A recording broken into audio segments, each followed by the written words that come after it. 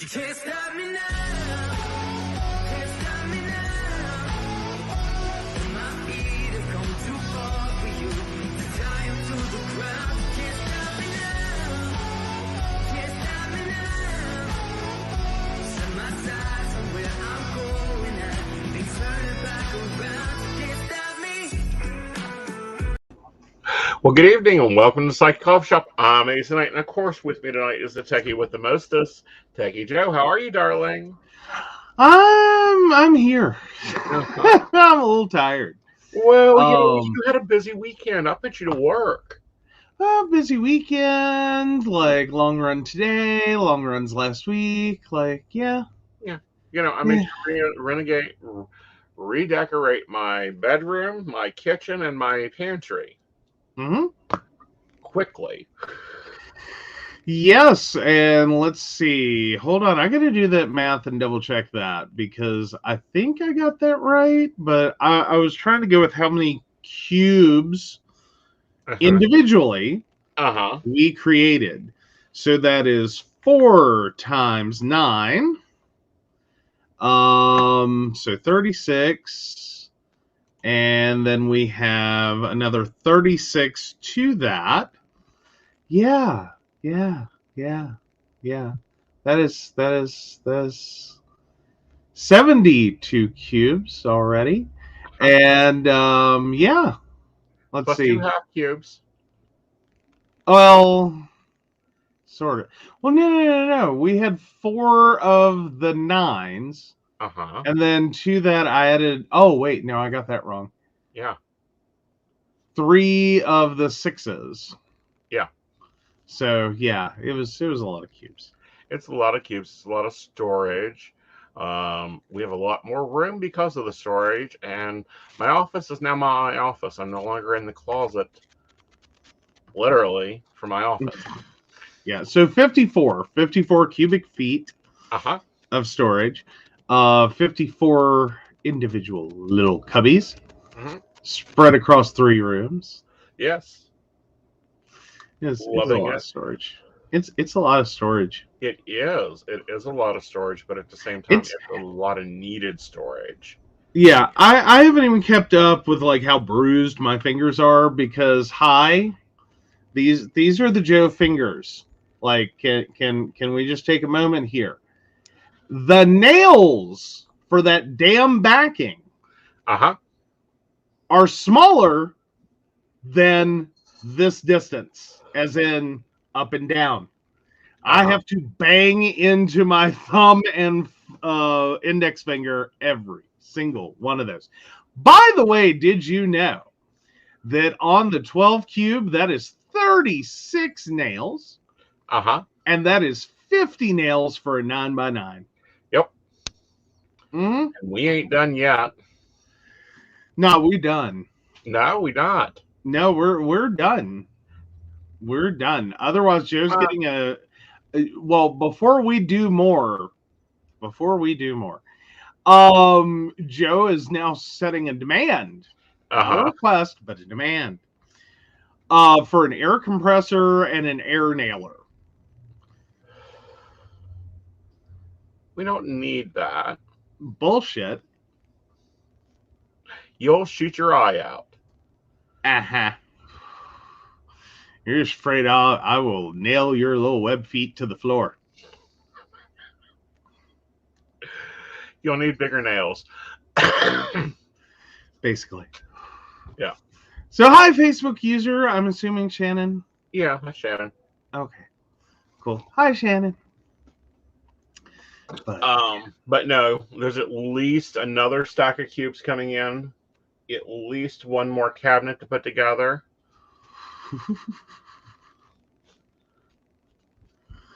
I swear to God, it would have been easier to just put up the building in the backyard for my workshop and let me start with raw lumber. I mean, minus the fact that like raw lumber right now is more expensive than a gallon of gas, only slightly. No, it's more expensive than 2 gallons of gas at this present time because you're working in pressure treated if we're going to do that. Fine. Fair enough. It is for a kitchen. There is water. Yeah. I'd like this stuff to stay up for a while. like 50 years. I don't know. I think a few more home improvement projects. We just need it to last like, I don't know, 5 minutes. We finish off the house. We never touch it. We put it, we drop dead of exhaustion is what I'm thinking. And then the house immediately goes to market. Someone goes, "Ooh, that's so pretty." Buys the house based on it, and the minute they put a cup, a bowl, a saucer into it, it collapses to the floor in an ashy heap. That's what we need. No. I just want to be done with hitting my fingers. Okay, that's where I'm at. That's all I want. But you like woodworking. I do, with an air nailer. Like, you're missing the air nailer. And the joy of it, known as never will I ever be known as having origami hands. No, but you'll have permanently attached. Like, let me clarify for anyone out there. When you were a kid, well, now granted, this may have gotten, changed sizes or whatever. So let me date myself. Do you remember in the 90s? They came out with the Hulk smash hands, the big green, like, raw. As a child, my hands were too big to go in those. Like, like, understand what I'm saying. Like, I am not built for working in miniature tiny nails. Little tiny nails and I do not get along because I'm just like, I can't do it. That's why you have tweezers. Oh, yeah. That's going to make this better. Air nailer. Hi, Gwen. Hi, Mary. Settle the debate for us in the comments. Who votes air nailer? Who votes for Joe to, continue living in agony? You can signify your response with agony, or air nailer. Agony, air nailer. Agony, air nailer. That's our voting options. Thank you. I better see a bunch of air nailers. Anyway, moving right along. Air gun, nail gun, air nailer. All right. Thinking fund it. Like, no one's siding with you. Like, Shannon will side with you just because I said that. But I know my friends use them on me. I never got to use them. That's my point.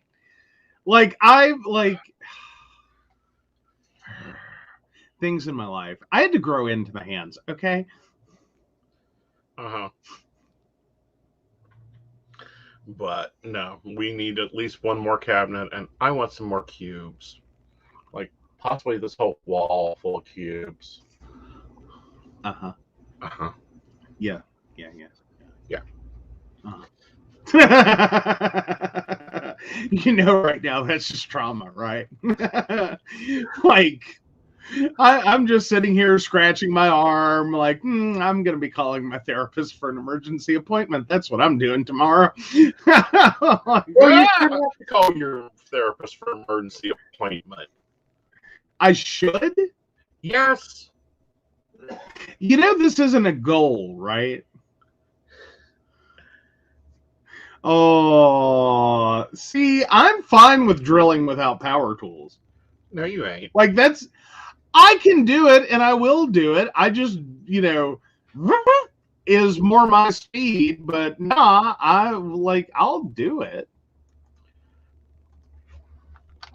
Like, I kind of like those if I ever had to change my tires, but because they made a lovely lug wrench that worked on the same principles as that hand drill.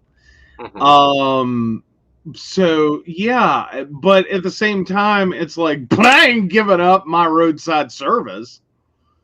Like, I'm not that nostalgic. Uh-huh. Like, No, I have roadside service. You can pick me up. Oh, What? they make one. You don't need the kit. You don't need the compressed air. No, I need the compressed air. No, they make one that doesn't require it. No, see, I'm telling you, I need the compressed air. Must have compressed air. Like, no. I have other plans for the compressed air. You're going for a 50-cent solution to a 25-cent problem. No, I'm going for a $372.93 solution Uh-huh. with less storage required. Aaron Ayler, keep those votes rolling in.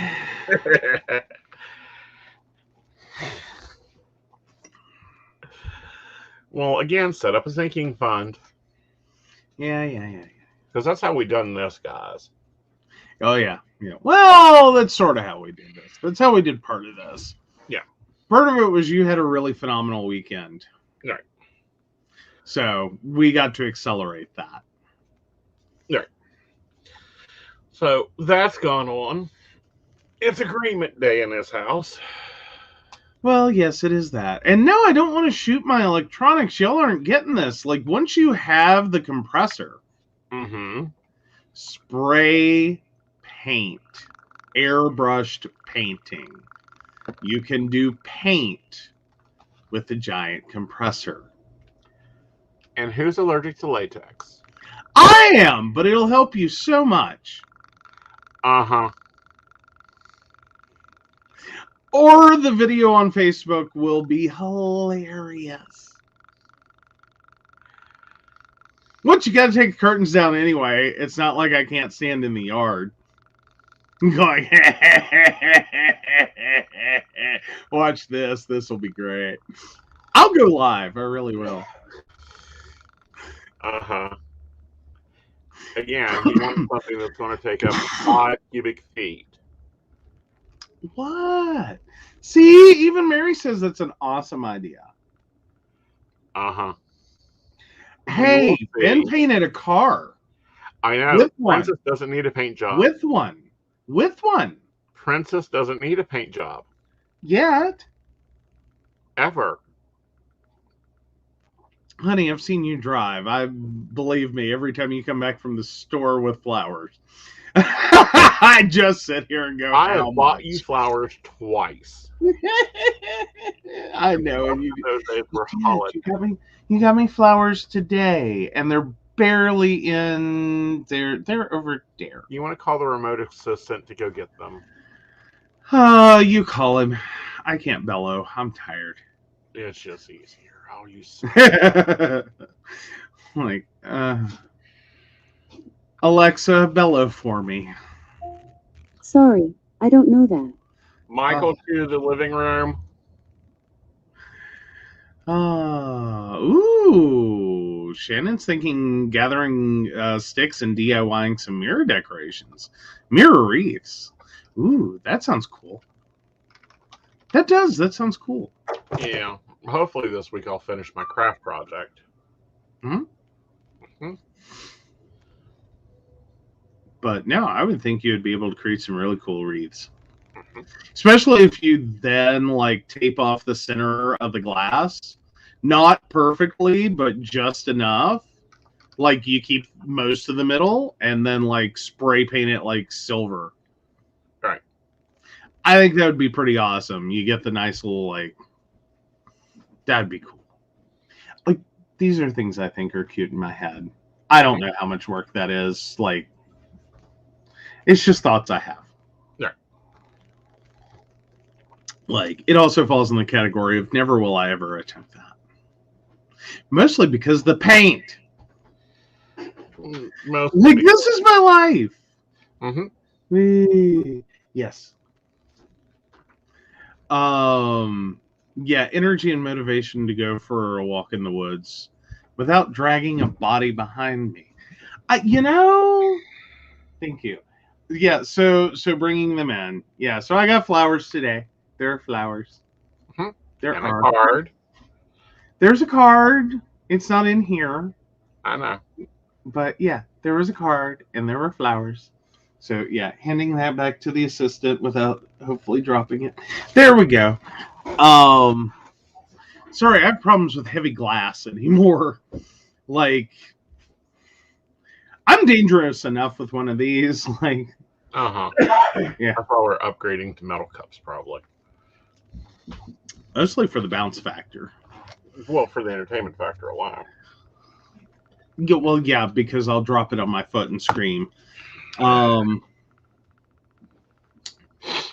Well, seems like your home county's gotten into a little bit of trouble. yeah, I'm seeing Mercer County is not having a lovely time with injections. Right. So COVID-19 booster shots are on hold in Mercer County after the Mercer County Health Department's vaccine administration basically went a little awry. Mm-hmm. So what they effectively did is that the boosters were supposed to only be given as, I believe, a half dose for Moderna. Right. Yeah. Unfortunately, they were actually administering a full dose. Right. So the worst that happens is they got super immunity. Well, I don't know about that. I'm thinking we don't know is the bigger issue. Right. Like, it may be super immunity. It may be like people just ended up feeling bad or end up feeling bad for a couple of days. Mm-hmm. It may not have any long-lasting effects. It's just like, no, the actual dosing is here. Because the bigger issue is this basically means they have half the doses. Right. That they Like, thought they had. or more importantly, they use twice as much. Right. For every single one of those doses, so they cut their supply tremendously on that one. Right. But I don't know. I think this could have been handled differently. Of course, I do not like this health advisor. Mm-hmm. Did not like her when she bought her way into this position and still don't like her behavior. Dr. Amjad wasn't the best doctor in this area. Well, yeah, no. Yeah, don't think she's a good state health officer either. And, buying her way into it just annoyed me. Yeah, well, and for those of you unaware, here's what happened. We've talked about this before, and we were not fans. So before Dr. Amjad became the West Virginia Department of Health Commissioner, she is a Beckley private practice physician, and thought it well to sponsor fireworks for the 4th of July. These were supposed to be a safe on the 4th, socially distanced. Anyone listening later, air quotes abound through this segment. Like little Bunny Foo-Foo hopping through the forest. Did she think that we were going to have a nice, safe, socially distanced 4th of July in Beckley, West Virginia?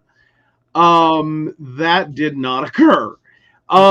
We had a 4th of July celebration, and there it was not safe.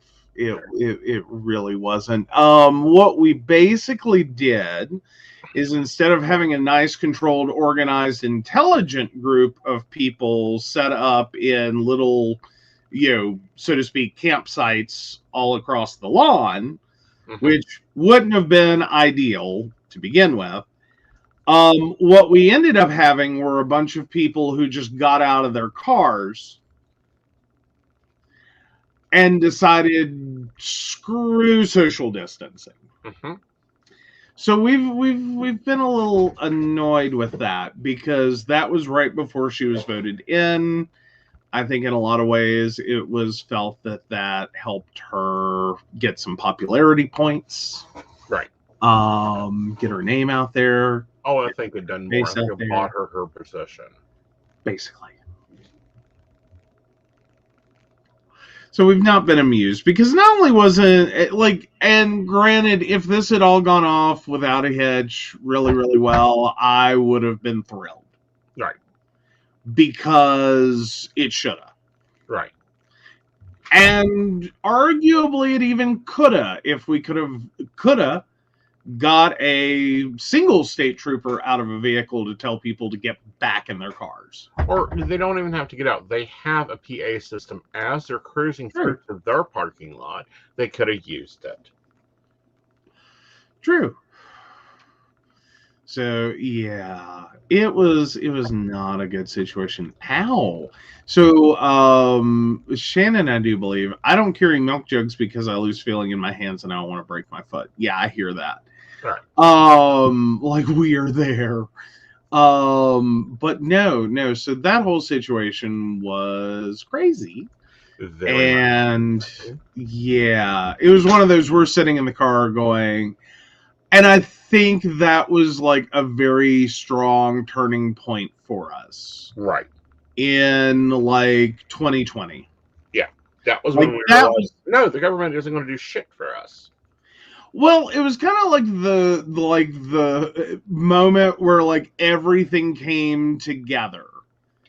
And it's like we have the health departments or you know, the medical profession saying this, and we have the police department doing not that. Then we have people that are supposed to be listening to the two going, fuck it, I'll do whatever I want. Right. And then actually managing to make it worse. Right. Than it would have been had we just avoided the whole like social distancing concept. Right. Because I have a fair opinion that actually if you had spread all those groups outdoors, mind you, spread all those groups out like they normally would have been. Right. And just manage the lines. Like manage the line in for especially like concessions. Right. If you'd really focused your efforts right there on the concessions area, I think most of the groups could have easily like stayed 6 foot from each other. Well, and I think that Charles, I can give you that one. On that one, yeah, this was a situation, it all made it worse. Yeah, this made it hilariously worse. Like, it could have been funny, except for the severity. Right. Like, and it was just like, oh my God. And I think that, if Raleigh County Police Department, Raleigh County the state police in Raleigh County, either one of those, as they're driving through the crowds, took their PA system and said, everyone return to your vehicle, maintain social distance, it would have been better. Have been better. Yeah, that's one of those things, like, why? Well, of course, then again, I have that same I have the same reaction right there that I have in our own local area. Right. Which is, please explain to me how the state of West Virginia ends up, and all the municipalities end up spending as much as we do on the cars and the radios and all of the other communications equipment that we do, for me to drive past and see 5 of them parked like it is a Friday night cruise in a store parking lot with their windows down, screaming back and forth through the cars. Like, how? Well, it's like that story I was talking to you about. Do it for baby dog. That's basically, that pretty much sums up West Virginia, really. It's like we're just hanging out with baby dog. Like, we don't know what's going on. We're just screwing it all up. Like, we're done. Like, nobody done any marketing on that one. But no, looking at the millions we pay in police, and when I say millions, I mean millions. We'll pay for. pay for and because of. Like, I have respect for the fact that, no, they're not paid anywhere near a reasonable amount of money. Like, I'm there with that. For most of your junior officers, no, the pay sucks. But Right. But no, I read a story earlier this week, and I was shocked. Okay. We have a South Charleston police officer going out Mall Road. He sees a motorcyclist. Motorcycle is spray painted, so he thinks it's stolen. And according to court documents and video of the incident from a bystander, because they don't have body cams, they don't have cameras in their cars.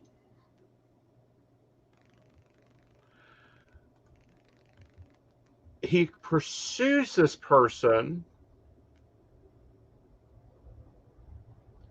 Oh, let me find it. It was in the Gazette. Anyway, it was alleged that he pursued the person and alleged that he bumped the car, sending the victim,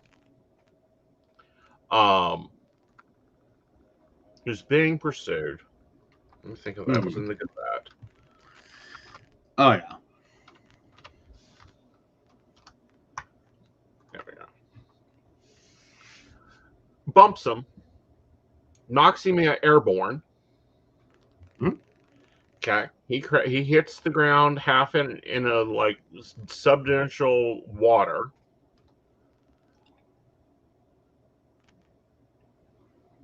So he ends up half submerged. Half submerged.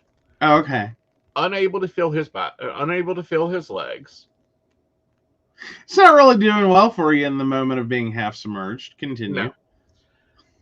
Handcuff him, drag him out of the water, and then proceeds to stomp his helmet and pepper spray him because they think that he may have a weapon. Really? What inspired that? That's the one I have to go with. What inspired the last part of they thought he had a weapon?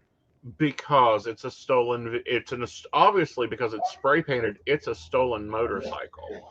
Well, I mean, like, I'm sitting here going, the level of jumps you have to make is the first one is from, an owned and in owner possession or within reasonable version of that. The owner knows where the vehicle is.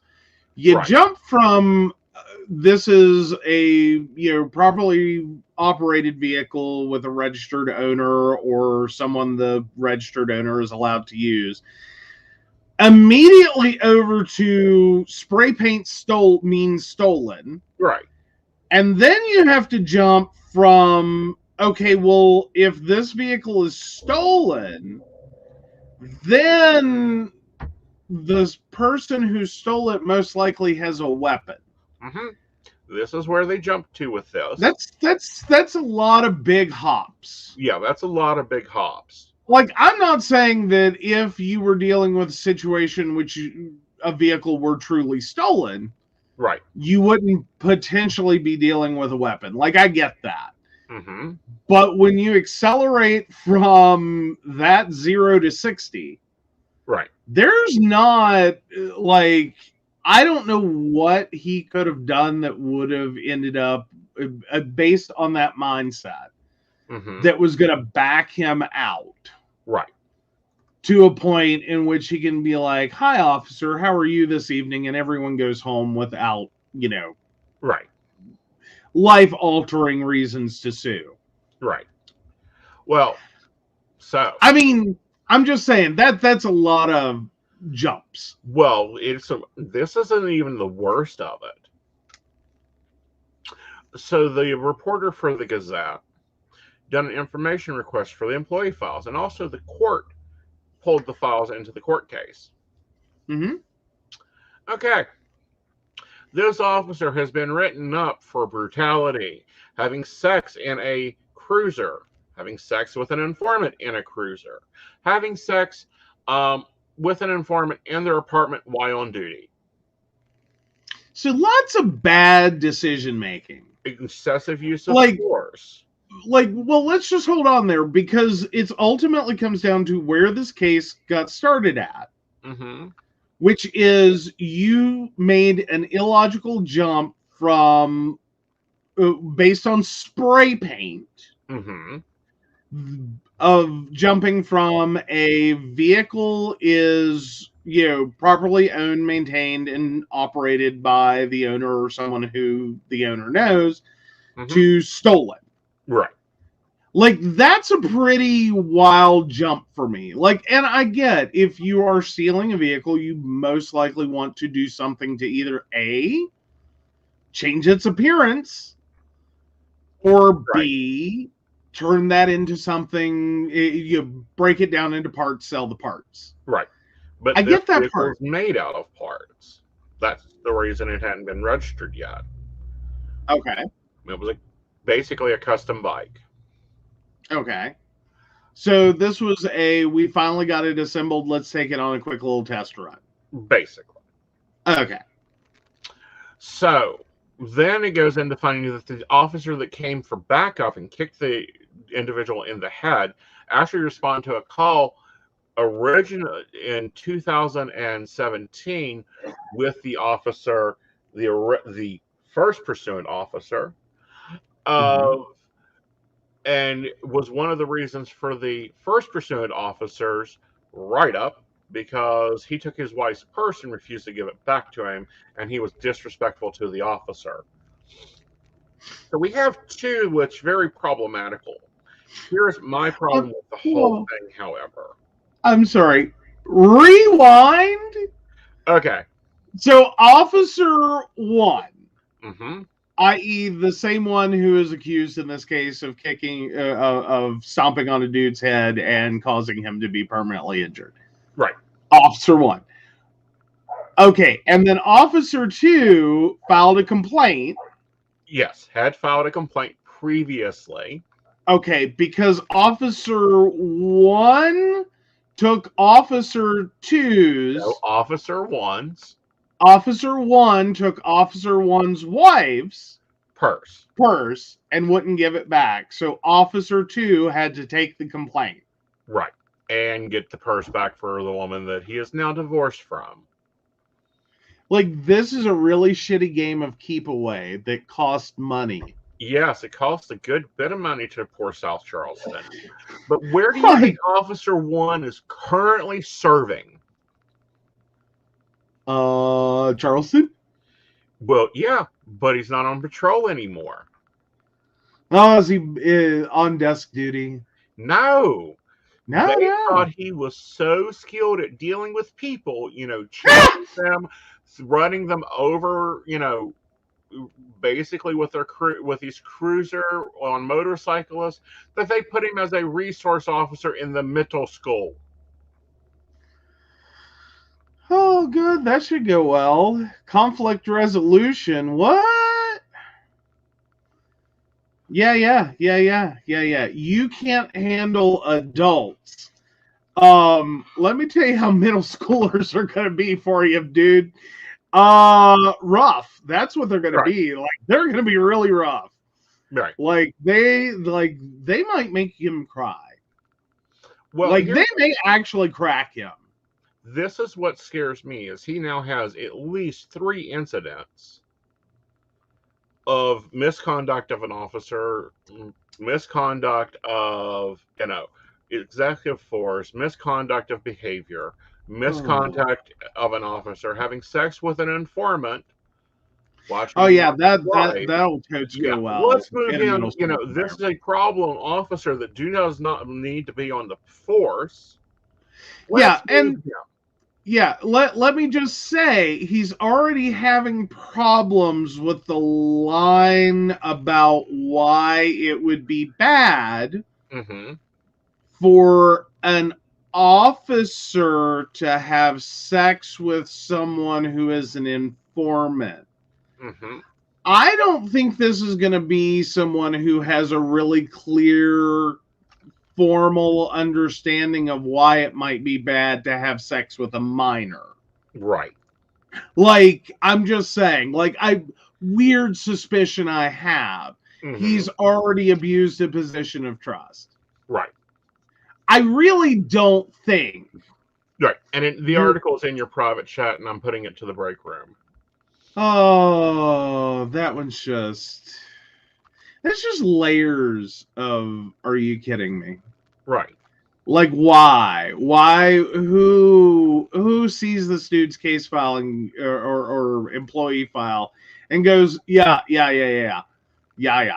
That's what we want to do. This is great. Hey, Dottie. Hi, Dottie. This totally makes sense. So $2.45 million later. Mm-hmm. Oh, God. I mean, it's just, it doesn't seem like anywhere in this someone was trying to ever, like, meaningfully stop and find out. Like, that's what gets me with this one, is rather than stop or attempt. Right. Because here's my thing. If you're going to jump to these... Meanwhile, a bike passes you and you see that it's spray painted. Like, I want to know some more on that one. Mm-hmm. That's a lot of detail to pick up. Right. Like, don't get me wrong. I've seen vehicles that have been spray painted and, wow, it's kind of noticeable. But okay, if you're going to start out untrusting, you're going to start out with this assumption that the bike is stolen. There's a really quick shit test for that. Mm-hmm. And it's called try to pull him over, see what happens. Right. And according to the victim, he never turned on his lights. Charles, why do we have you here? Please message the YouTube that you're watching your Facebook ID, because we need to get you into the break room and other things. Oh, yeah, it'll be awesome. But yeah, no, I'm just... Again, I read this story and was horrified. Why is this person still on the force? Why are they allowed around our children? Yeah, meanwhile, this is up to, like, there's been more than $60,000 in taxpayer money to cover additional insurance costs. Like, that's literally your insurance company saying your department sucks so bad. Like, this dude especially. Right. But, like, this is so screwed up. Like, we're upping your rate. Yeah. Like, we don't think this is a legitimate claim. In terms of it's a legitimate claim, we're going to pay it. Mm-hmm. But we're over here going, there's some things you could do. Mm-hmm. Like, we see many things you could have done to avoid this. Right. So, yeah. No, that's sort of like if you have full coverage insurance and you, like, you intentionally hit something and your insurance company is real sure you intentionally hit something. Mm-hmm. Yeah, they're going to up your rate. They will find a way. Right. Because that's not an accident. Like, right. you just, like, and especially if you don't fix the vehicle, yeah. It kind of the same thing applies. Like, insurance is really good about being like, you found a loophole to fuck us, but we're going to make it, like, sting less. Yes. Like, we're really not going to just sit here and be like, yeah, totally going to just keep handing out money. Yeah. Like, no. Oh, yeah. Yeah, but no, y'all in South Charleston wondering where your tax dollars are going. Here's where they're going. Guess where they're not going? For body cams. Oh, what? Oh, no. Oh, poor Charles. He's in Facebook jail. Yeah. But Charles. Still, message me because I've got other things that I need you to get into. Oh, we're starting to get questions. Awesome. We are, and we forgot to turn the banner on, so we'll go ahead and do that. Okay. Yeah. All right. Hey, Madison got everything we needed, and we certainly appreciate that, Madison. So let me know when you're ready to go for that. Let's do that, and then we need to swash. Okay. All right. So Madison, 12/15/2001, has my ex Sean moved on with someone Body cams save lives. Body cams save incidents. Body cams are useful in court cases. Dash cams are also the same thing for the benefit of the police. South Charleston doesn't have it. Well, and for benefit of everyone, I see them as the modern lock in a lot of cases. Like, don't get me wrong. Don't get me wrong. I think that in a general public space, and the fact that we have to navigate through like a laundromat with like 15 cameras, I think that's crazy. I think if someone has a gun, pepper spray, and handcuffs and the right to like do with my body whatever they choose to, which will hopefully just be take it to jail, book it, and charge me with a legitimate offense, but doesn't have to be. And you forgot taser. Well, and taser. I think a body cam is probably a good choice. Yeah. Like, let's level the playing field just a smidge. Right. And That, that's why we have a dash cam. Yeah. Dash cam was helpful, but then they got smart. Doesn't matter. That's why we have a dash cam. Oh, well, that's what, yeah. But yeah, all right. So We're Sean ready moved for on. Madison. Okay, so yeah, has Sean moved on? I don't feel Sean has moved on. I feel, however, he's dug himself deep into his work, which we see this a lot of times with men who are dealing with breakups. They'll dig into their work. They'll try to get things out to find a new balance. That's how they work out their emotions. I know you haven't heard from him, but I do feel that you will probably within 2 weeks, Madison. All right. Mm-hmm. So. Well, yeah. Oh, yeah. Then there's the whole Billy Club thing. Yeah. Like, it's a whole tool belt of like crap to beat your ass with. Right. Like, let's just get real. That's what it is.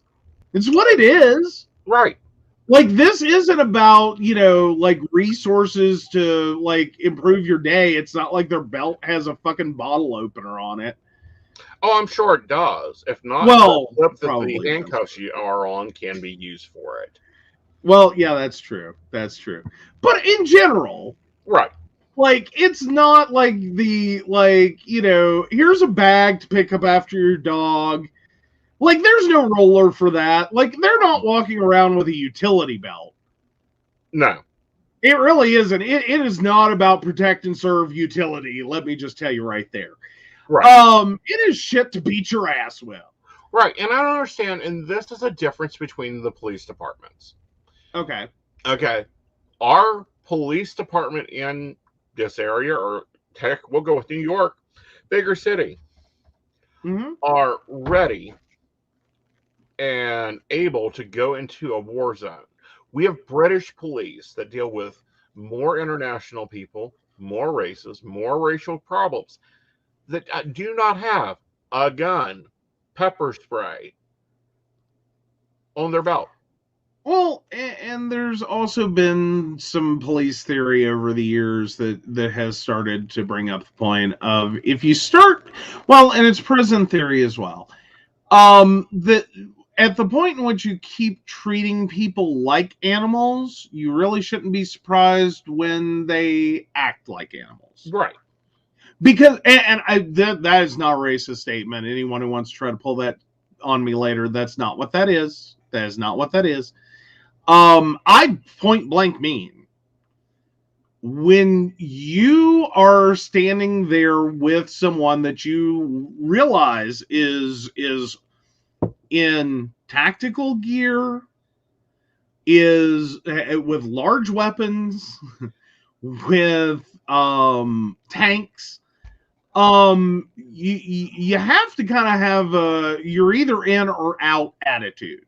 Mm-hmm. You're either all in or you are all out.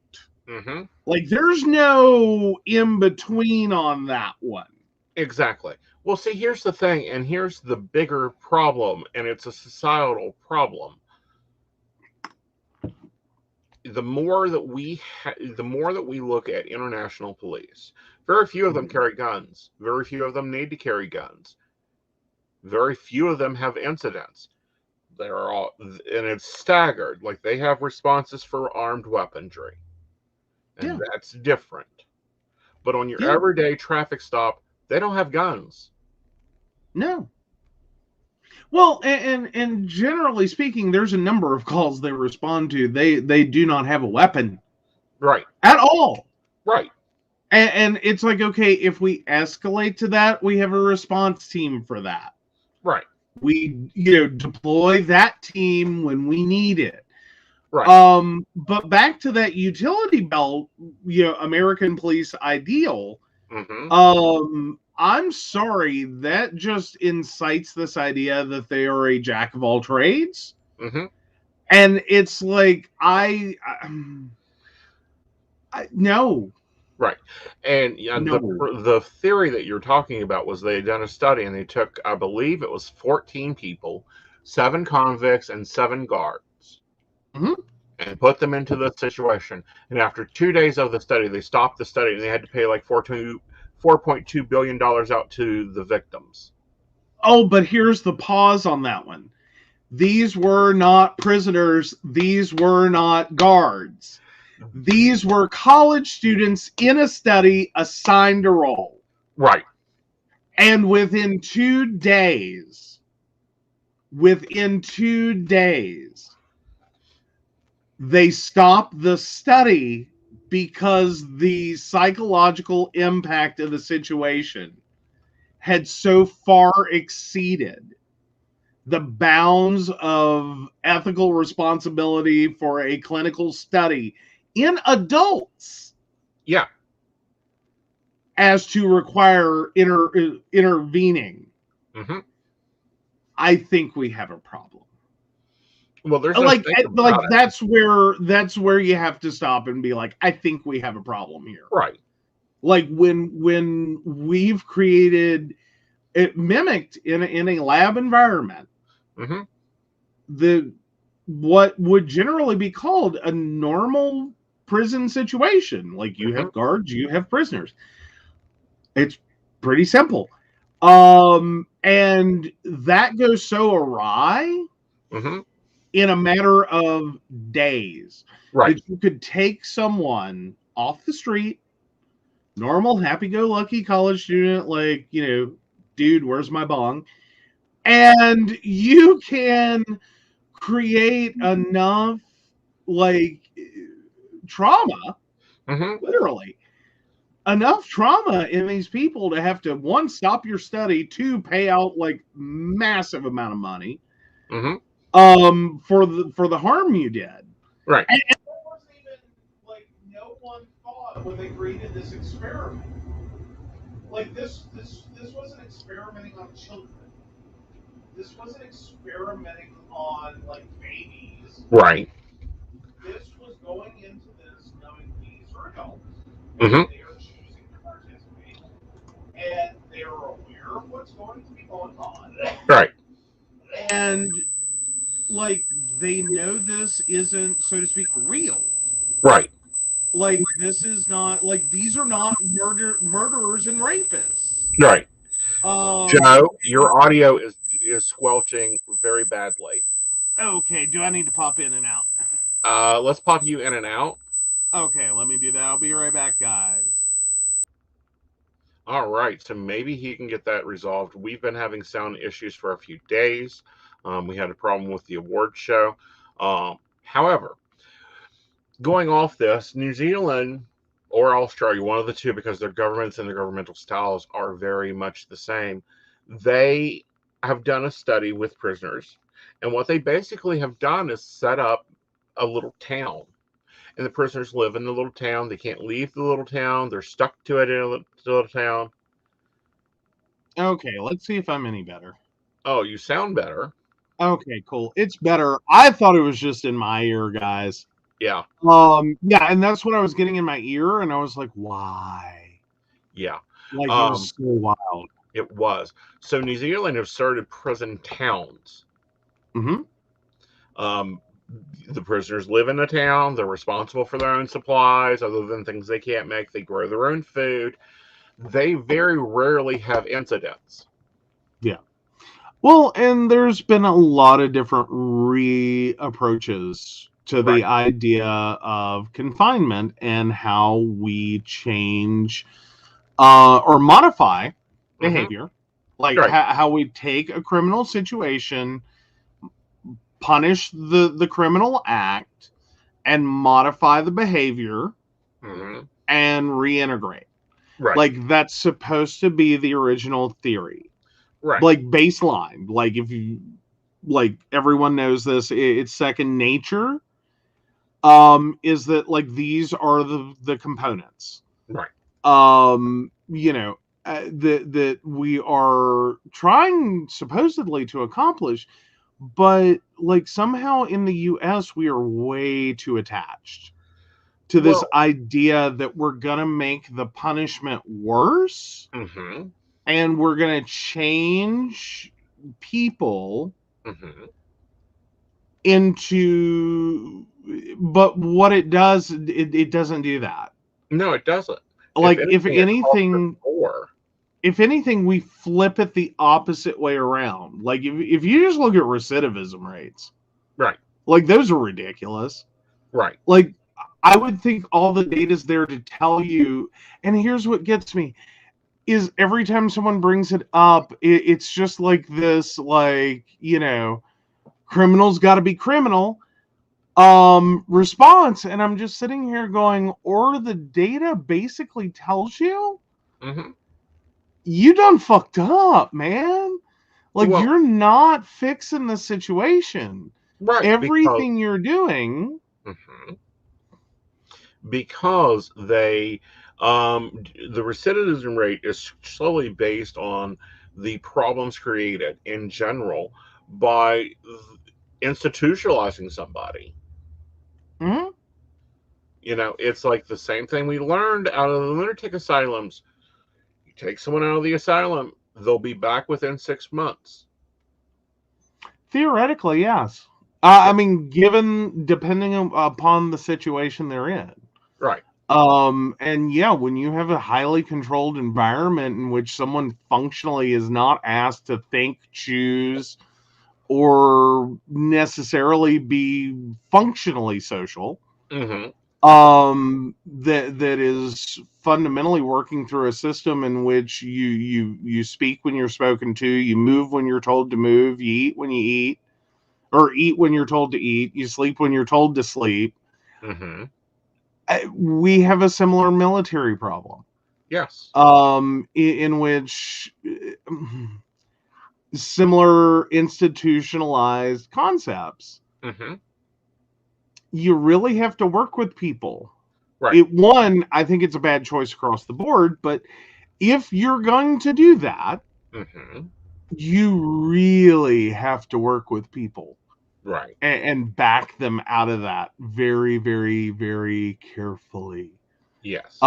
Because what makes a wonderful prisoner, what makes a wonderful soldier, what makes a wonderful patient in those situations, in those concepts, as defined, really don't work in the real world.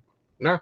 Like you cannot go out with that skill set, with that mindset, with that ability set, and function.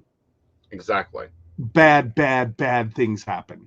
Very much so. And you have PTSD and other things going on with it. All right. Let's try to swipe again. I forgot where I stored the file at. I don't know. There we go.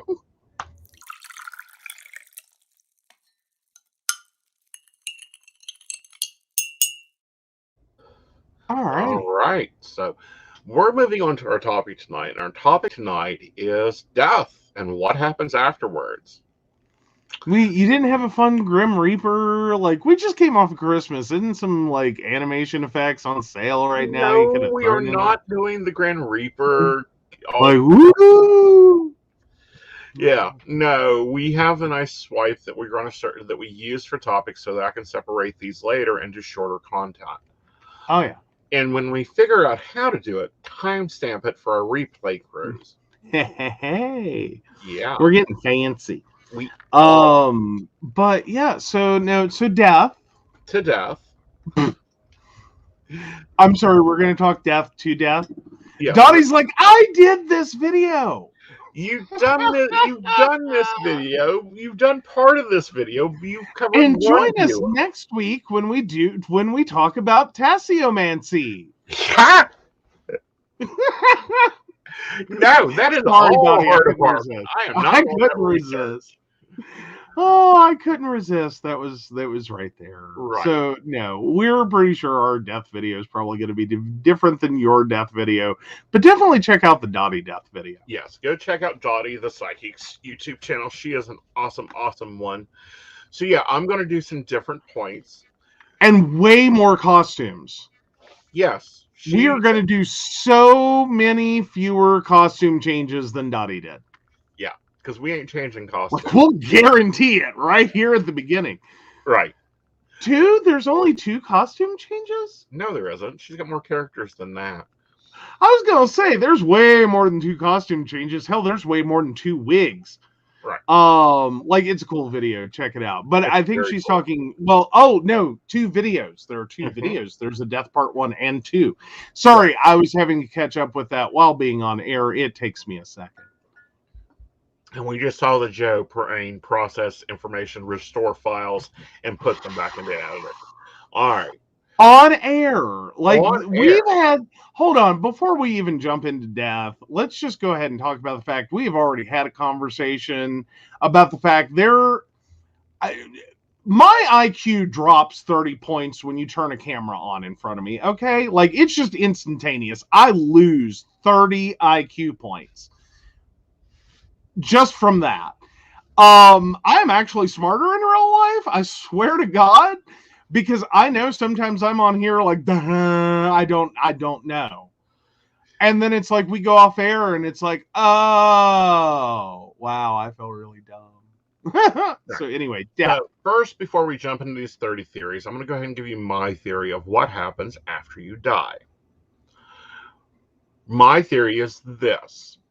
Probably an hour before the physical death happens, there's normally a large gasping of breath and a large release of breath. That's the spirit leaving the body. Basically getting out of the car that it's ran around for however many years you were on this track and crossing over.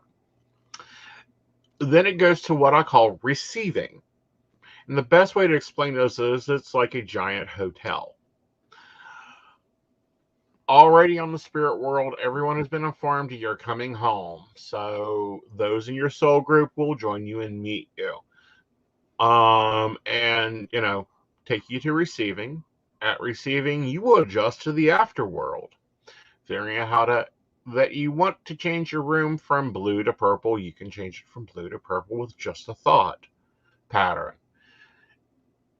At that time, you will go through your soul contract, figure out what you completed, what you learned, what you liked, what you didn't like. You'll get to review your whole life.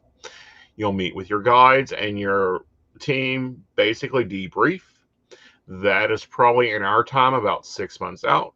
Then you can begin either receiving or giving messages from the other side to the other side, which is now our side.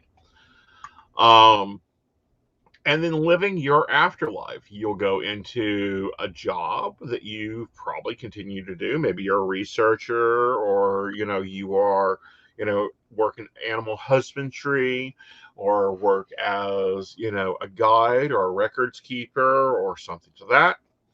You'll decide what your afterlife looks like. What are you going to look like? Normally the soul returns to the way it looked when it was 30.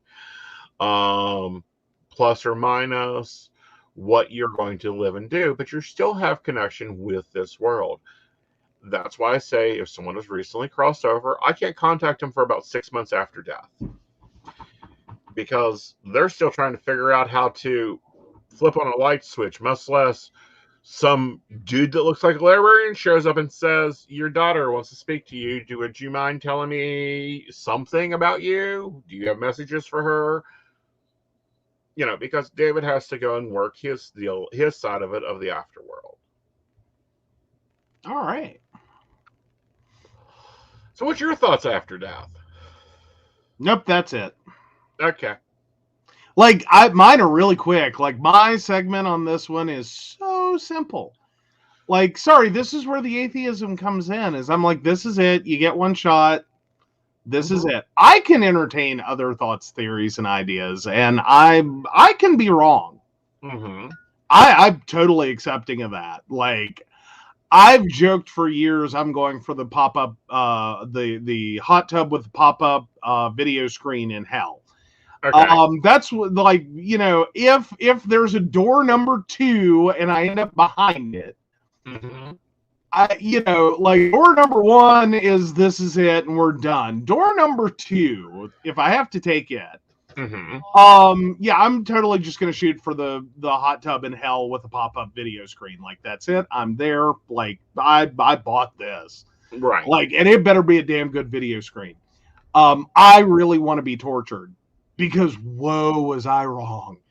Because if door number 3, if the right answer was like the Mormons, if door number 3 is like I have to go back and have like generic Kool-Aid and fucking faux Oreos was the correct answer, no, I'm gonna enjoy my hot tub in hell. Like Liberace and I will be doing horrible things with pineapples. It'll be a blast. Right. Comparative to, and yes, I made a movie reference in there. It's a little different, but some of y'all are hysterically laughing right now. If you don't know what it is, hit me up later. I'll tell you what it is. But no, like if that was door number 3, is like I gotta hang out with like, and I don't mean like good, like decent human beings who happen to be Christian, throwing that one around, like everyone take a moment. But I mean like the people who beat on your door at 7:00 on a Saturday morning to tell you about Jesus, like if those are the people I was supposed to have like been like, that's the right answer, I'm gonna follow that. Oy, I just cannot be like that would be hell. Right. That would be hell. That would be horrible. Like I don't want to do that. Oh, yes. Shannon is there.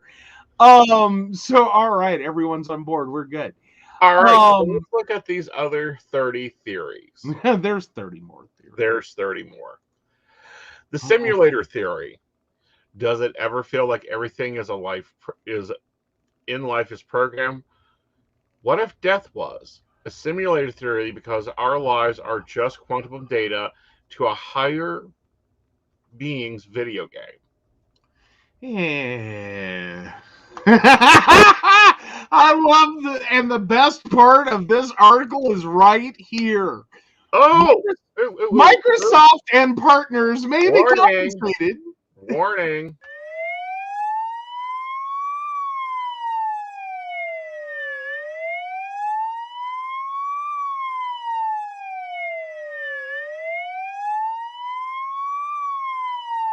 Oh, he's been waiting Do to not come on my stream and think you can solicit my listeners.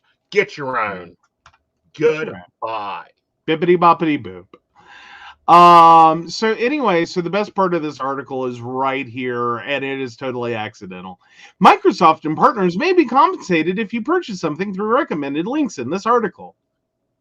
Right. On the simulation theory, like it's great. I love it. Things that make me happy. Oh, yeah, unplug reset. Like, how annoying is that? Did you blow in the cartridge? Because I hear that helps if you blow in the cartridge. Just take the cartridge out and it'll work. Like, it'll totally be cool. Like, I want alien spit all over me because the game's not working, Mom. Like, no. Hopefully there's something. The Rastafarian theory is Rastafarians believe that life is eternal. It is only those who shun righteousness that is actively dead. Because of this, funerals are not really celebrated in their culture. Okay, understandable. The never-ending life theory.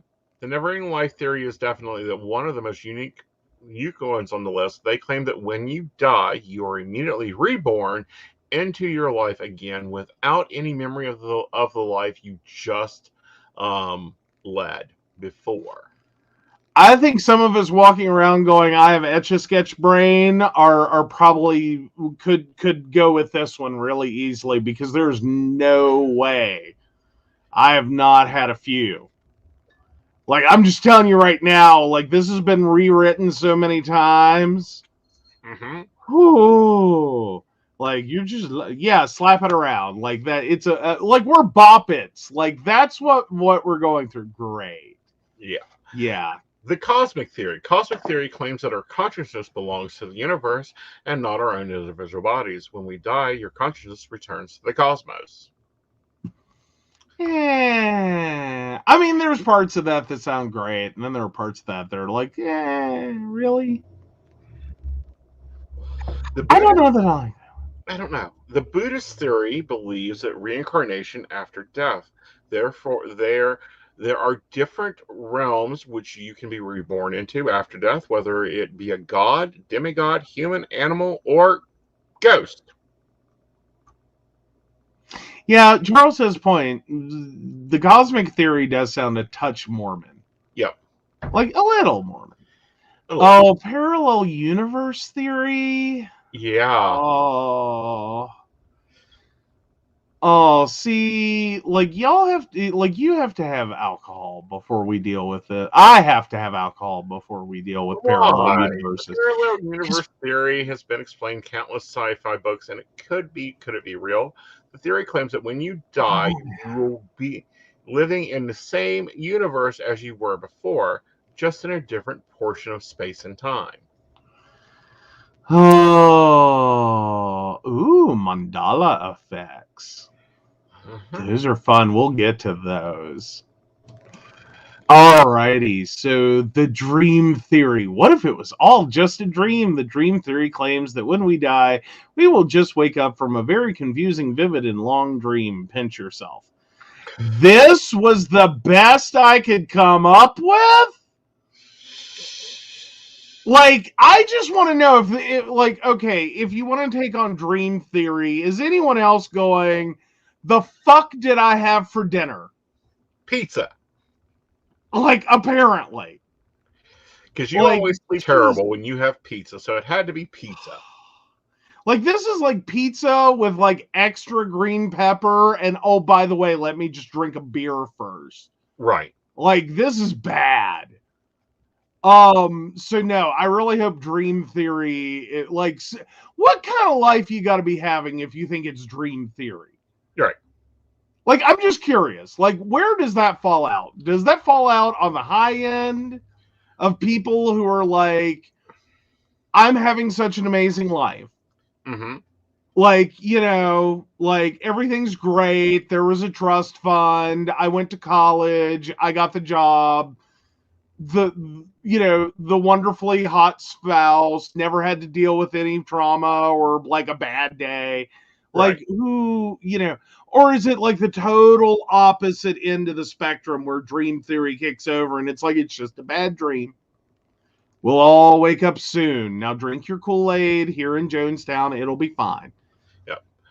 The Aztec theory. The ancient Aztec viewed the afterlife. They were into three separate paths: the sun, the Mictlan, or the Talakin. How you die determined your afterlife. Fallen soldiers and women who die giving birth became hummingbirds that followed the sun. People who died from less glorious causes would go to Mictlan, and anyone who died by drowning went on to Talcaning. This is an interesting theory. This has been repeated in a few other religions. It would seem like drowning was common. Mm-hmm. Like, if you have your own like afterlife for drowning victims, right? Like, that seems really like you carved out a niche there, right? That's like everyone who dies in a car accident goes to like one place. Mm-hmm. And then less glorious people go to hell, and this one group follows the sun. But right here, we're going to define a band. Right. I'm a little confused. Plato's theory. Plato believed that physical worlds actually limited our knowledge, and that when a person dies, they move into a new life that is more fulfilling. His theory was that death gives the soul a chance to find their true existence. Wow, do I have a lot more trying to do. Like, if I take that one on, I'm like, well, I'm pretty sure I'm going to have to try more. Mm-hmm. Oh, there would be a few. Yeah. Like, I don't feel like the next one's gonna really be ringing the doorbell of what I want. Like, it's gonna be like, I'm still thumbing it at the truck stop. Mm-hmm. I'm just saying. The nothingness theory, that when you die, everything turns pitch black and you are gone forever. Not exactly a comforting thought. How is that not? Like, I never understand why people find that horrendous. Oh, wait, unless you're talking about actual nothingness. Sorry, no, I guess I understand.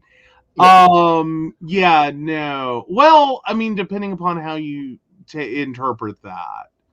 Because, like, I'm at what I would describe nothing as there is nothing. That's it. The end. That's all, folks. Done. That's where I'm at. Or do you mean like Charles's? Well, maybe. Well, maybe not. But no, is if you mean like nothingness, like you're just in a vast void with consciousness. Okay, that would be bad. Right. We can all agree that would end up bad. Right. I mean, I'm pretty sure the moms of the world are like, that sounds amazing. Can I take a bottle of wine? But you know, like, can I just shit in peace? Just once. Just once. I'll do it for all eternity, but just once. Mm-hmm. I'm just saying. So yeah, so nothingness theory. That's interesting. Okay. I could see that. Oh, we have a Mormon theory. Yes. Like they got their own theory. The Mormon theory. Yeah, the Church of Latter-day Saints believes that good and righteous Mormons become gods when they die. Alternatively, non-believers are condemned in the afterlife. That seems really Mormon light. Mm-hmm. Like that seems to, like, I think that's a very bite-sized nugget of the whole. Right. The Egyptian pantheon theory. The Egyptian pantheons believed that death was impermanent. Mm-hmm. For a reason, mummification was essential to preserve the body for the second life. I don't agree with this because I don't want this body. I mean, talk about dry skin. Yeah. Like, can we just talk about, like, the issues of dry skin there? Mm-hmm. Although, then again, you could say Christianity is not doing much better. Mm-hmm. Like, they don't even leave you, like, properly mummified to come back. Like, they expect you to be risen from the dead. Right. But, I don't know, you're just supposed to be a clean, like, bag of bones. Like, that's it? Like, not even a little moisturizer? Like, come on, man. Mm-hmm. The uncertain theory. All that we really know about death is what happens to the physical body. The uncertain theory addresses the cold reality that when leaving, the rest is up for debate. Fair. I'm cool with the uncertain theory. Paranormal theory. The paranormal theory. This theory usually has a backbone on most horror films. Those who believe in the paranormal claim that after death, our souls remain among the living on Earth. It is also often believed that communication with those souls is possible through various mediums. I haven't heard that theory. If so, I have a list. I think you've heard the theory. I think it's almost probably where you are, but I think it, like, this is like a really bad version, like, description of it. Like, right. This describes it really poorly. Right. Like, tell me what you do, but describe it badly. Right. Poorly. The Hindu theory. Hindus also hold a belief for reincarnation. A personal status or form in the next life is determined by their actions during their current life. Oh, I'm coming back as a cockroach at best. I'm just saying. The egocentric theory. Do you think that you are the center of the universe? If so, the intrinsicity theory of death may be just the one for you. The theory claims that the universe starts at your birth and ends at your death. That's a lot. Yeah. Like, what narcissist is rocking that one? This Ooh, one, there's a Stranger Things theory. right. Yeah, so there's the upside down, and the show claims that there is an alternate dimension to our universe that a person can become trapped in, being neither alive nor dead. See, how is this a death theory, though? Again, they're trapped in, and that's a purgatory theory. Well, but effectively, it's already I see said their you're... marketing on the key terms to this theory. Oh, yeah. Okay, it used to be called purgatory theory. That you're stuck in purgatory. Yeah. Yeah. Okay, fair enough. Like, we'll get... Yeah, so frozen head theory's next. This is one of your favorites. Some people believe that by freezing themselves after death, they will be preserved for the future, and they may still be alive, just very, very cold. Hmm? Charles, and believe me, I've described my grandmother as one. She survived war, plague, fire, famine, basically everything. Right. But at the same time, like when you see one while you're eating lunch, no one is happy about it. Right. No one is happy about it. Like no one is like, oh my God, the cockroach is here. Mm-hmm. No one. That's why I think that's where I'm coming back. Anyway, just saying. You get to take this next one because it's the soloquism theory. Does anything outside of your mind really exist? The Okay, they misspelled it in their own title.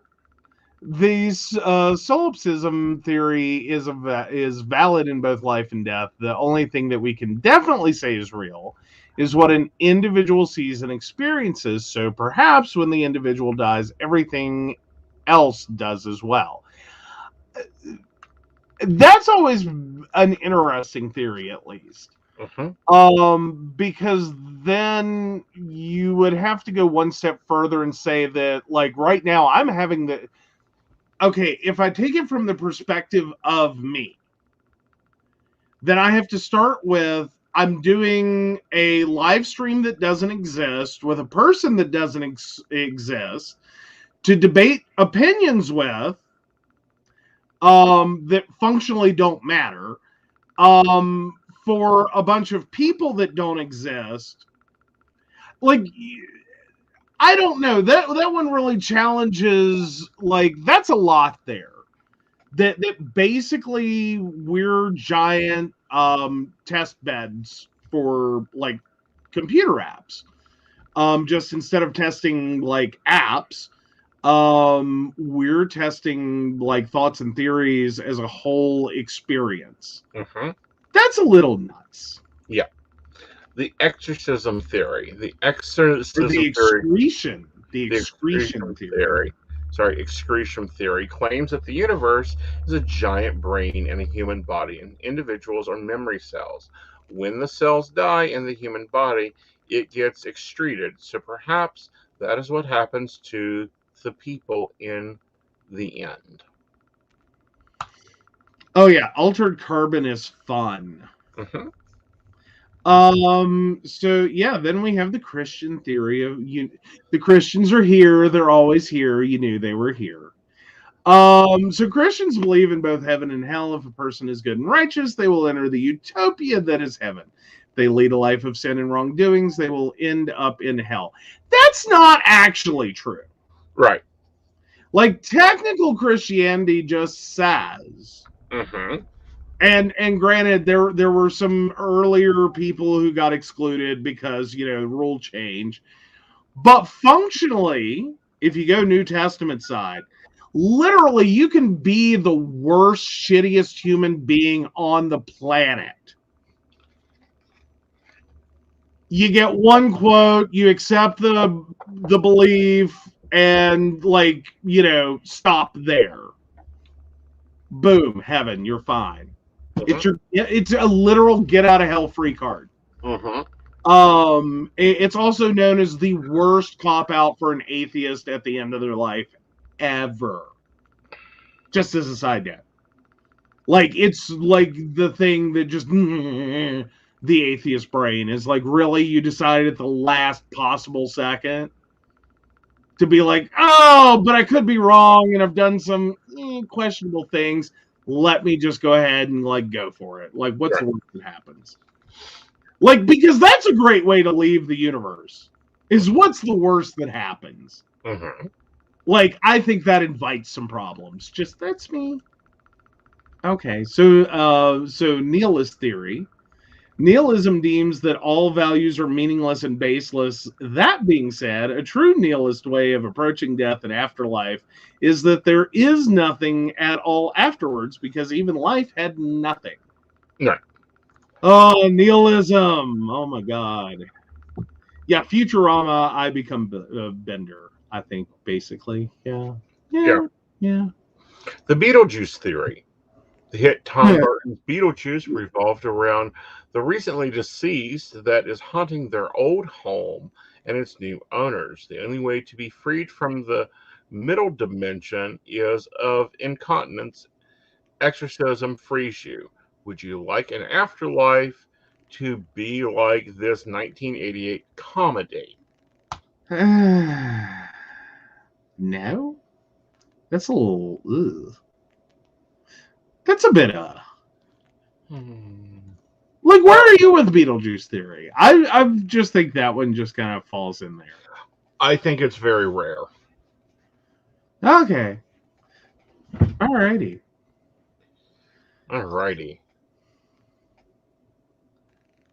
Hey, we got 5 more to go. Yeah. Alright, next up. Your turn. Oh, the pessimist theory. Perhaps this conversation is moot because we're already dead. Right. That's what the pessimist theory believes anyway. Okay, I could see that one. I think that's just like, really? Like, that's the best we got as pessimist? All right. The many worlds theory. The many worlds theory claims that when you die, you only are dying in this one, current universe. There are other universes out there for us to move on to. I think that's just nuance, though. Mm-hmm. Like, that just sounds like reincarnation with nuance. Is that, but not just on Earth, but wait, there's more.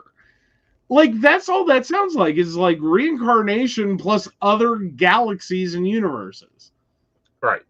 Like, is that really? Yeah, that's an actual theory. No, I get it, it's an actual theory. I'm just saying, like, is that really a nuance that one needs to make?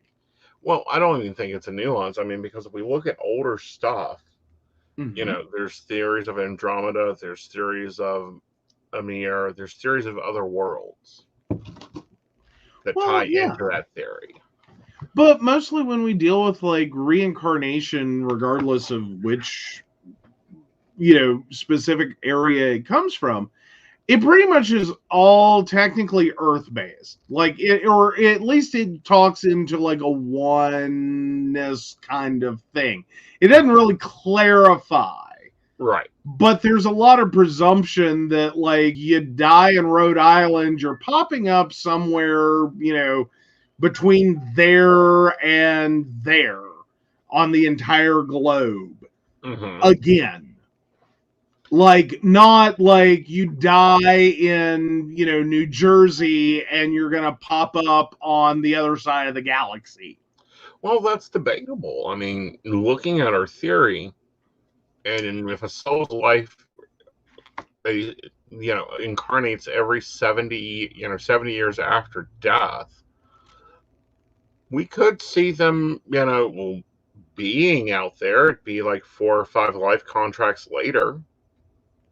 Okay.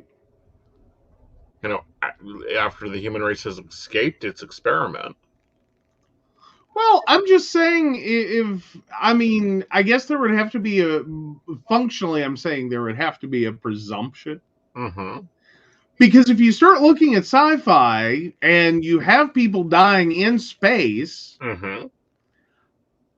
like, wouldn't it suck if you're in the middle of some shitty fucking galaxy? Mm-hmm. And like the correct answer is reincarnation, but it's geographically bounded. See, So, like, this is a whole shitty galaxy of fuck all. Mm-hmm. And you're the one dead thing. Mm-hmm. Like, how much would that suck? Like, oh, sorry, I'm geographically bounded. Well, again, that I don't agree with that one. Fair enough, fair enough. All right, so the illusion theory. The illusion theory claims that the world is created more in our minds than in a literal sense, meaning that it is all an illusion. Following this understanding, death is a human-constructed concept, and when we die, we still remain. So, theoretically, then, aren't you effectively going insane? Theoretically. Or, I mean, as in, like, if we're talking about brain death, we generally would know that as dementia. Mm-hmm. Okay, so functionally, wouldn't you effectively have to enter some state, dementia, some form of insanity, in which you disconnect from the illusion?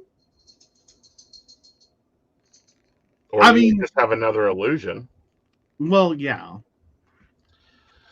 All right. So the Good Place theory, another vivid TV idea of the afterlife. The hit series The Good Place follows the main character who are accidentally let into heaven, also known as the Good Place, full of frozen yogurt, custom houses, and your true soulmate.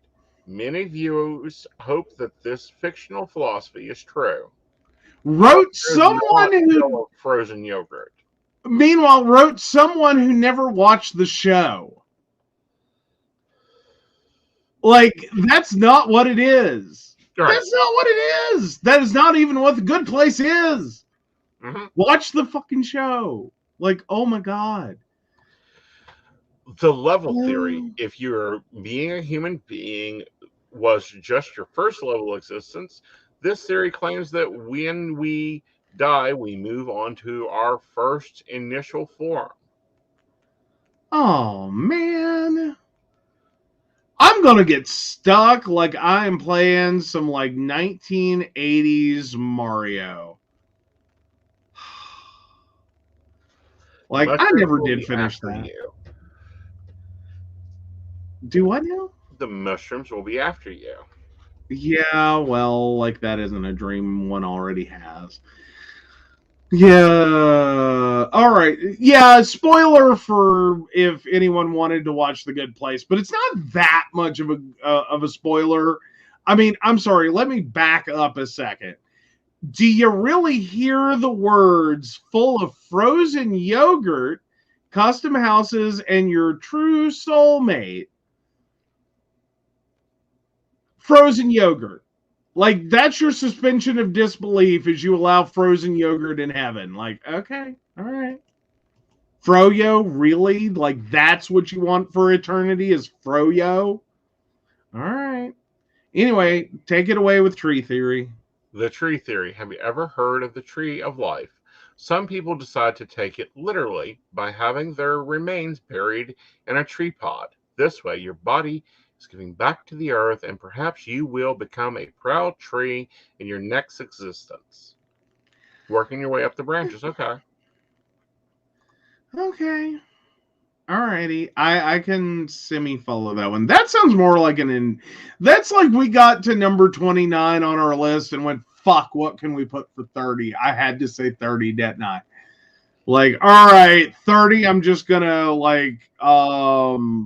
fuck, let's put him in a fucking tree pod. Like, I'm thinking this is the end of the article where the alcohol hit really hard. Well, actually, this is more of a Native American thing, that you become the earth that you exist in. This is why, See, that's different to me. That hits different. That sentence hits different. Mm-hmm. That was like crap. Right.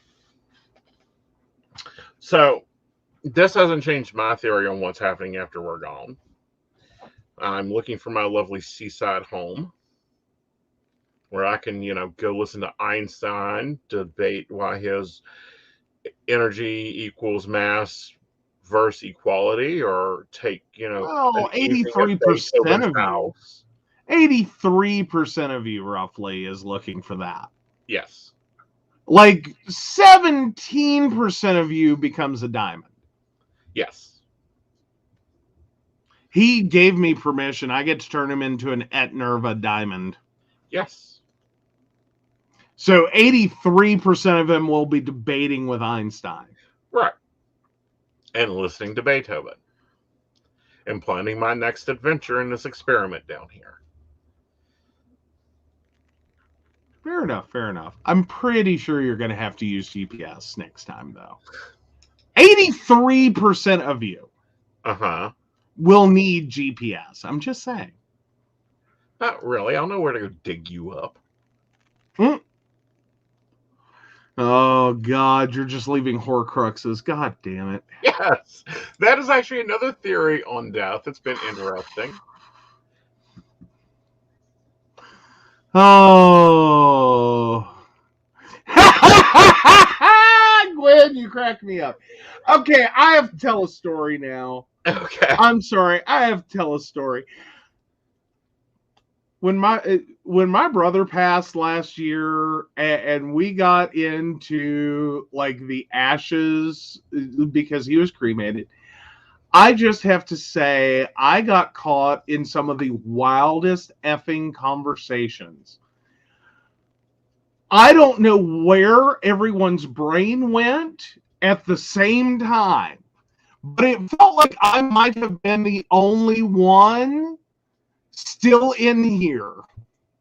Like everyone else, there was a family member that was like, because we were talking about like if we were going to divide the ashes, and if so, and one of my relatives actually got stuck there. Like, so what? I get like a finger? And it's like, no, I really don't think you want to conceptualize it that way. Like, big pile, sweep him into a big pile. Not really a big pile, about the size of half a bag of sugar. Small pile. But you get the point. Sweep him into a pile, then divide. Like, we're not talking about, like, there was a thumb and you got that in a jar. Like, that's not how, no. Like, there is zero, and I do hope 0.0000% chance that like any of my relatives would be distinctly getting like his testicles in a jar. Like, here you go. Here's your brother's testicles, cremated remains of his testicles in a jar. No, not how that works. Like, don't even think not even how it can properly work. So yeah, I had a moment with that. Then we had the oh God. Then for one of my other relatives, I had to go drop off an urn. This is a baby urn, little urn. All I'm doing is dropping the urn off, and on behalf of this relative, and going, hi, can you please let us know when this is ready? I'll come back by, I'll pick it up, it'll be fine. And this woman looks me dead in the eye, pun intended, dead in the eye, and asks me if this is a surprise.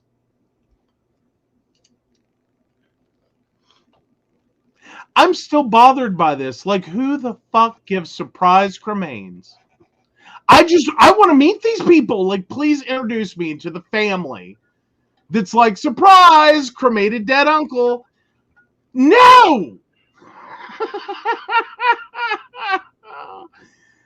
Oh, yeah, no. See, we just have to go with the theory that when they sweep it all together and divide it back out, it's really all well blended. Mm-hmm. Very well blended. Like, it's just like a little of everything. Right. Like, it's a little of everything. Right. So since you brought it up, you go ahead and tell them my plan. Well, yeah, your plan is diamonds. Yes. Yes. No, like we discussed that. We discussed it on the show. We just discussed it a minute ago. Yeah, I get to your make 30th birthday. You were gifted a burial. No, my 28th birthday. All right. My last present from my grandmother, and I joked around for the longest time that she didn't get me anything after that because I didn't use what she got me last year, which was a cemetery plot. Like that was the last gift I got from her because my dad died right before my birthday. Mm-hmm. And only because it's my family, I swear to God, would this ever become an issue.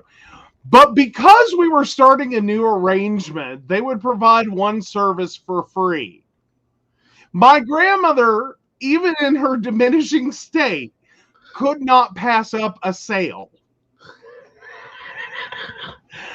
And apparently saw the opportunity to take advantage of a sale, a cemetery plot that no one wanted, and that was the last gift I technically got for my grandmother was a cemetery plot because she could transfer the deed to me for free because we started a new arrangement for her opening and closing. I'm just sitting here basically buy one, get one free. That's where my grandmother got hung up at. And I'm just sitting here like, I can't even get full price cemetery plot. I had to get discount.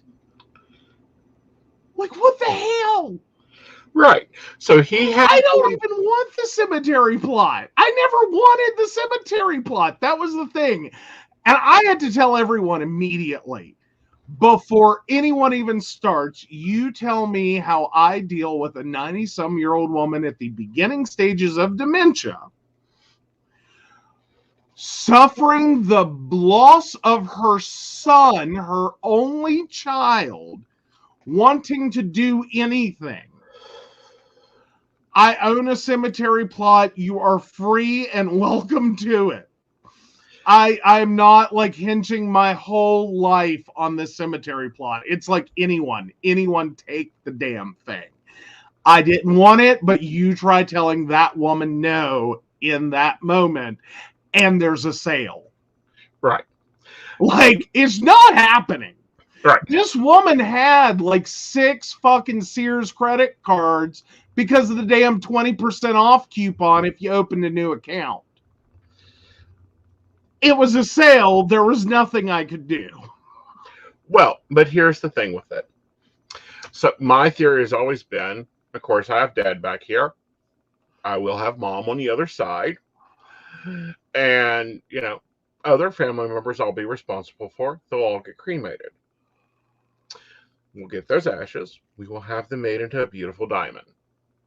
We'll get my ashes. We'll have them made into a beautiful diamond. So eventually there'll be this very big, beautiful diamond pendant. And whoever is the last of the chain here can get buried with the diamond pendant.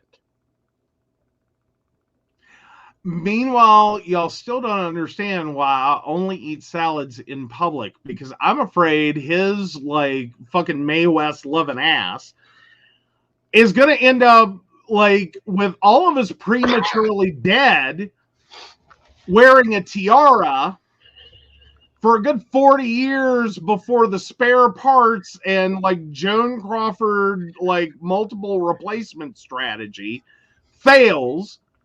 And, suddenly, like, there's a conflict consideration of putting that many diamonds back in the ground.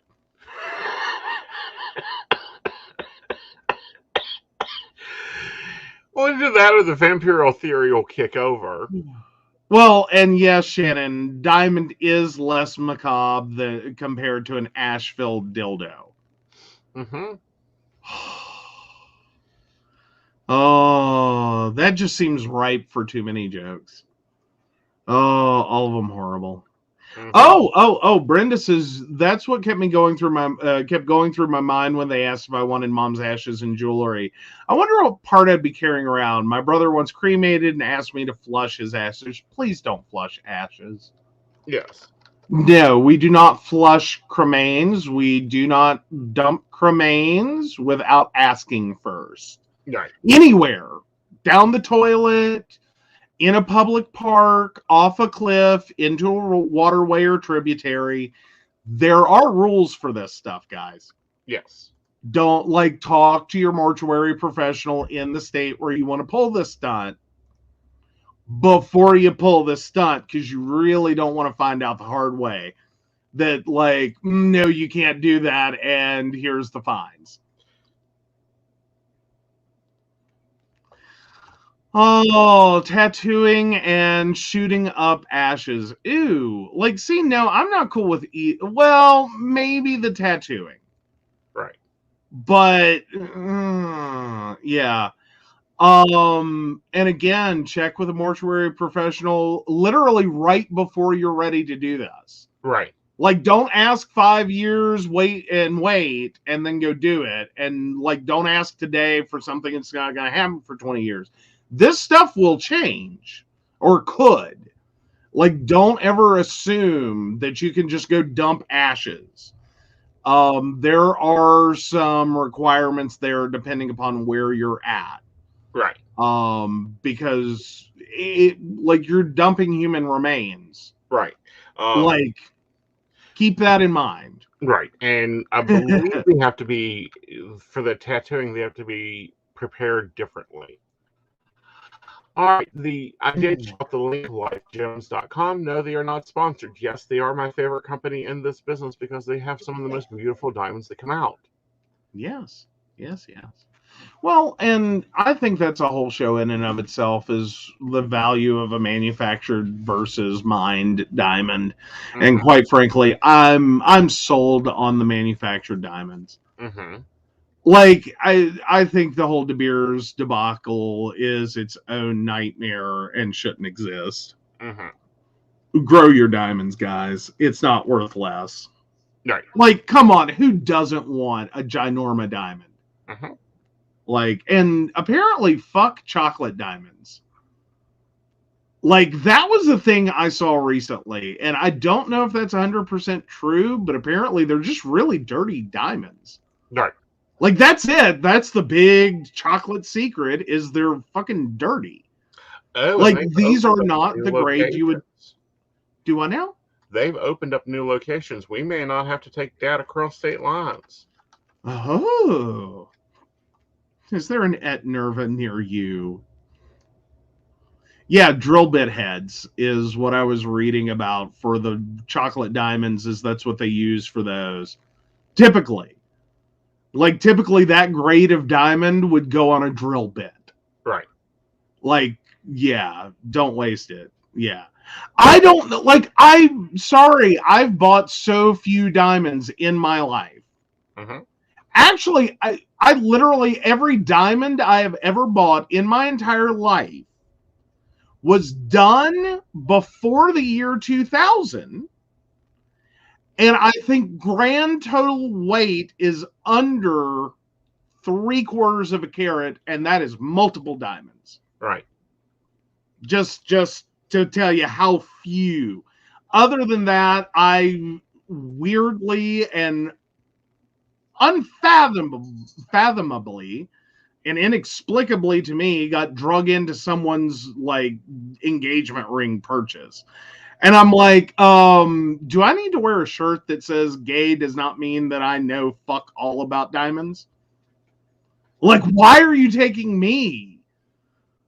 I'm the worst person. Mm-hmm. I've researched nothing. Well, diamond quality, diamond setting, diamond metals. There's a lot that goes into it, and yeah, but when you're putting a raw rock in front of a monocle thing for me to look at, I know nothing. I've got nothing. Well, the clearer it is, the less facets it has, the more valued it is. The more facets it has, the more cracks it has, the less valued it is. Yeah, but I'm still sitting there like, I got nothing. Oh. Yeah, no, I'm useless. Sorry you got called into that. If you had just gone to a club, I could have went with you and probably got a better deal. Well, yeah, but I feel like someone's spouse probably deserves an apology if they're out there looking at their engagement ring going, this is the shit you bought? Mm-hmm. You spent how much? Like, if they ever watch the show and figure out that I was involved in that purchase, I'm sorry. I got drug in. I did not expect that. Right. Like, I was unprepared, and I tried to say that. Right. So, like, your mileage may vary on that diamond. I hope you enjoy it. Because I will tell you, I saw the price tag, and like, that was the only sound I could keep making. Like, that was a rock. Price-wise, that was a rock. Mm-hmm. That was a lot of money. Yeah. That was a big, expensive rock. Yeah. So, hope you love it. I never see this. Topaz. Yeah. Yep, I'm a topaz boy. We had this discussion. Mm-hmm. Yeah. No, I'm just not really, like, I'm not a diamond person. Oh, I'm a diamond person. I just don't like a diamond ring. I prefer a diamond necklace, brooch, tiara. Mae West as a costume. As a costume. Like, I think you would be thrilled to wake up every morning and put on your Mae West. Just like, you know, diamond. Like, basically a diamond bikini. Like, you'd be great. You would. I would. I mean, you know, because, you know, my theory is one of these days I'll only have two questions for Joe.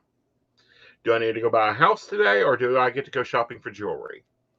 And the answer, like every other day up till now, is still no. Like, Mika, he wants this so bad. Yes. And I'm just like, we got to get there. But you know how we get there? We don't buy cubes. No, we buy cubes so that we can keep Estate Barbie happy. Fair. Yeah. I'm Inheritance Barbie. Thank you very much. Yes. I'm Inheritance Barbie. I come with a bunch of dead people shit. So that's where we are. And yeah, so you can get tattoos preserved though. Yeah. Sorry, I saw that from Dottie, and I just finally got a chance to pop it in. Yes, they can be like that's scanned and dried and made into beautiful artwork. Do you see a taxidermist? The taxidermist is called in for it. Okay, because I'm just sitting here going otherwise. Yeah. I don't see that as a normal part of, like, hi, grandma died. Because you know this is going to happen is, like, some grandma Brittany is going to drop dead, and, like, someone's going to want to preserve her tramp stamp tattoo. Mm-hmm. Like, you know this is going to happen. Mm-hmm. I'm just saying, it's a little scary in my brain. Mm-hmm. Like, it's not going to all be, like, really cool wrist tattoos and, you know, arm work. It's like someone's fucking tramp stamp is going to go into this, is what I'm saying. Well, what they've also preserved is things like the beautiful Japanese full body tattoos. I can't think of the name of them.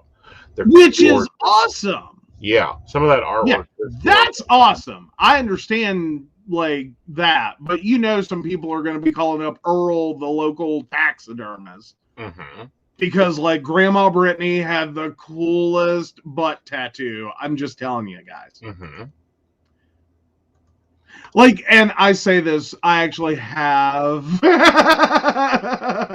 like, I'm just waiting for it. Like, I have younger nieces and nephews, and now great nieces and nephews.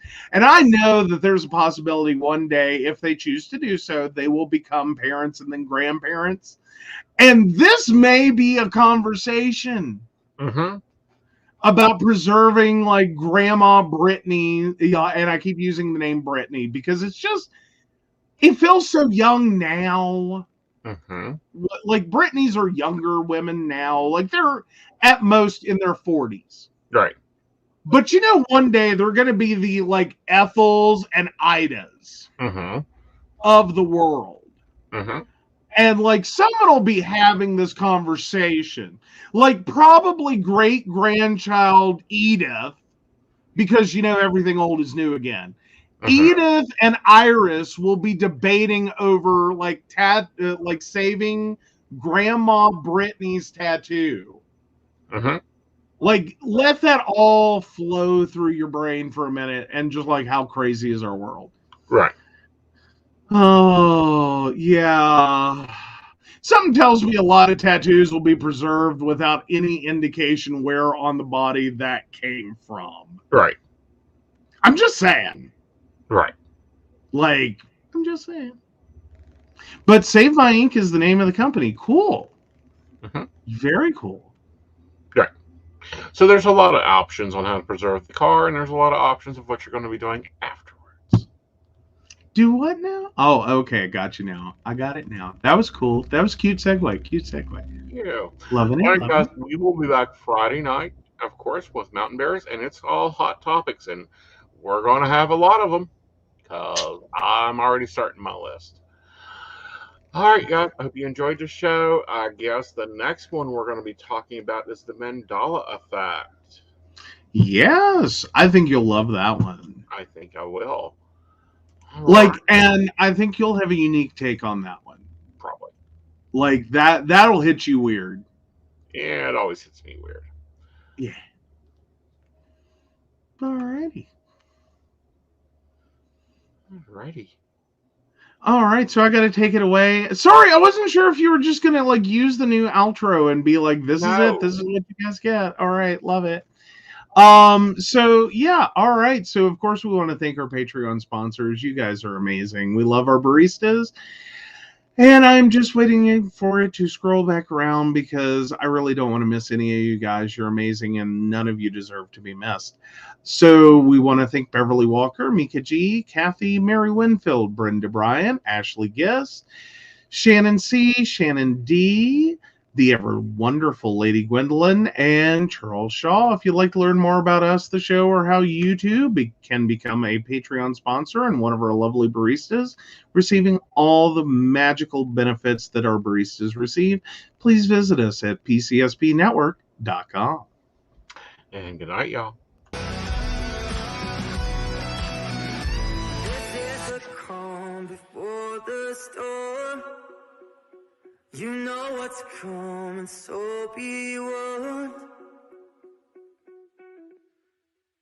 You can't